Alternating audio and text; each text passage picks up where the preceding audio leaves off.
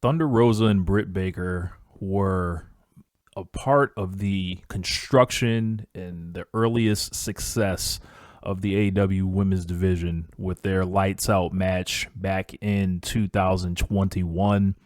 It was a match, I believe, that got the Pro Wrestling Illustrated Match of the Year. I think in the Observer, it got 4 3/4. I remember a video actually of Britt Baker in the back basically calling out Meltzer like, hey, what's up? Where's my 5, essentially, at the time. And as the years have gone on, there has been a ton of tension between them on and off screen. And we've heard so many stories about, the backstage workings amongst them. I wasn't there. I don't know 100% truth from fact. I've talked to different contacts in the industry, and it's always kind of been described to me as like these two do not rock with each other. And with this new interview from Thunder Rosa, it looks like this continues until this day, far after either one of them are factored as like central focuses of the AEW women's division.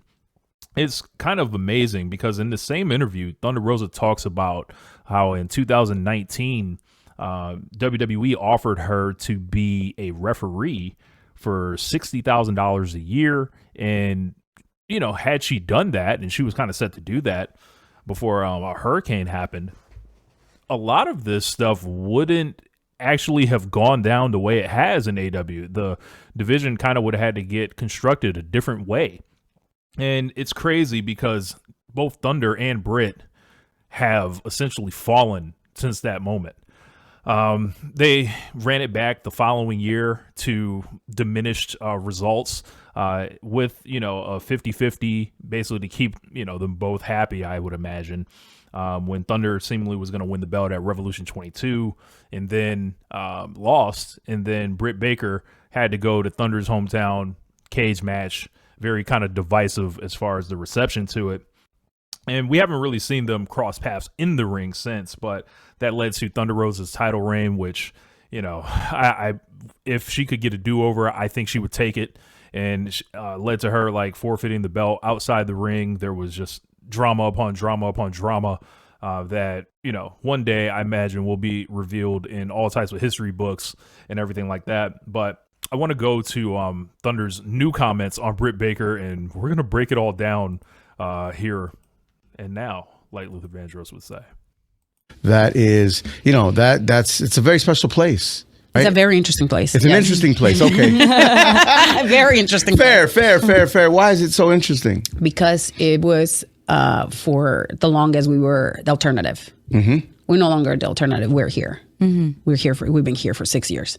And the stuff that we have been able to accomplish, and I am very proud, and I've always been very proud of this. I was part of like one of the biggest changes in mainstream wrestling was having one of the most compelling and brutal matches that people in mainstream media have seen. And this happened during the pandemic in front of no people, or just our peers. It was a lights out match. Mm-hmm. It was between Britt Baker, Dr. Britt Baker and me. And we won the match of the year during that year, mm-hmm. which is a huge deal for professional wrestlers.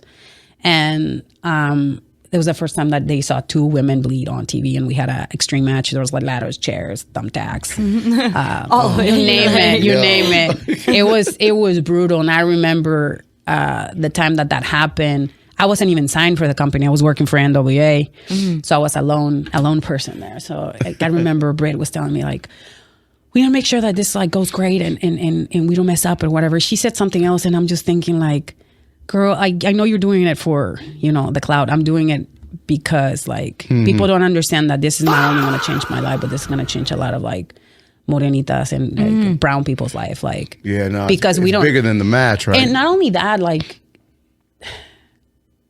I mean, I can talk about this forever. Like how they pay us is different than how they pay some other people. Mm-hmm. As women of color too. So at the time, like I wasn't working with them and they took care of me, but I knew that this was going to be a big deal. It's going to change my life, my finances, and possibly like the finance for the women like me. Mm-hmm. But it's like you have to eat, crow for other people to like not eat crow. So it was like, Wow. that was in my mind. I was like, I cannot mess up on this one, because if I do, we're never going to get this opportunity again. If you want to hear the full interview, it was Real 92.3 in LA. I believe that's where they're located. Thunder Rosa did a full interview on the Cruise Show podcast. And just to kind of think about that from Thunder's perspective, she calls Britt Baker a clout chaser. Man, it's never going to end, y'all. I don't know how. Well, she reflected on her match. She talked about what it meant to her, and I feel like all that is valid. I imagine whenever Britt comes across these comments, I think arrows will probably immediately be returning. But I think it's important to put yourself in Thunder Rosa's shoes in 2021. As she mentioned, she didn't work for the company at the time. She is working with presumably the biggest star, in the AEW women's division. And Thunder was scooping up a lot of positive kind of momentum at that time. I remember because Thunder, I think the previous year, had came in and worked with Hikaru Shida and at AEW All Out 2020, which for my money is probably the worst AEW pay-per-view to happen. And I was actually there in person, and it featured that Matt Hardy and Sammy Guevara stuff. There was just an hour in the middle of the show where it was like a disaster. Like the Tooth and Nail was on that pay-per-view as well, the Britt Baker and Big Swole one. And I think during the cinematic matches, that one just didn't go over well with the audience. And then to see Hikaru Shida and Thunder Rosa, they came in, just had, this hard-hitting kind of physical technical match. And it was like, oh, okay. It kind of like revived the show from a comatose state, essentially. So when she comes in with this wave of positive momentum, I feel like in Britt's eyes, you're probably looking at somebody that is very, how do I want to say this?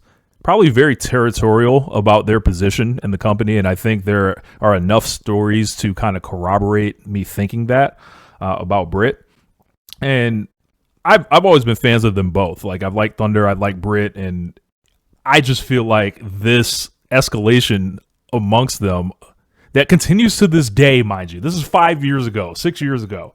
And then a little bit, Thunder's missed a bunch of time. Britt, we haven't seen her in well over a year. And I recognize that Britt is a part of Thunder's story, but Thunder is a part of Britt's, and together they are kind of linked, for better or for worse, as part of AEW's story. And I think that going forward, it's going to be hard for them to reckon that with each other, just because there's something there that exists amongst them that they probably each want the credit for making it happen. And that night, Britt ended up putting Thunder over. It was one of those unsanctioned deals and everything like that. But neither of them ever reached those heights again. And that's that's not to admonish them or anything. It's just they found lightning in a bottle, in that time. And hopefully, I would, as a fan and somebody that, kind of studies this stuff, I hope one day they're able to at least reminisce like, yo, we did something great together. Because the way this thing has evolved over the years, it seems like that is far, far from happening. And in my opinion, it kind of stinks. And you probably have fans taking sides on this one because Britt Baker, very polarizing individual. People have gotten all over Thunder Rosa from probably the moment that she won the AEW women's title, as far as, a lot of comments on her work, her promos. And, I've always kind of enjoyed when she has leaned into, the Mexican heritage stuff, like, and when she speaks Spanish, like, I've always found that appealing.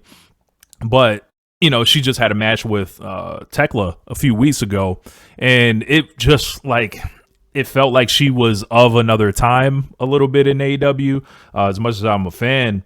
But that time between Britt and Thunder, I think, is going to be a battle between them. If the company doesn't like completely erase anything that happened before Mercedes Moné and Timeless Toni Storm, which I think is a full possibility, I think it's kind of on the fans to keep the memory of that match alive. And I think Thunder and Britt will have no problem keeping the memory of that match alive.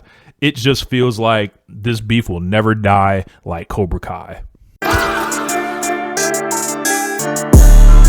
P-Dub in the house. No one hit that like button on your way out. Leave a few words and I'll holler back soon. Till we meet again, reach the stars and the moon.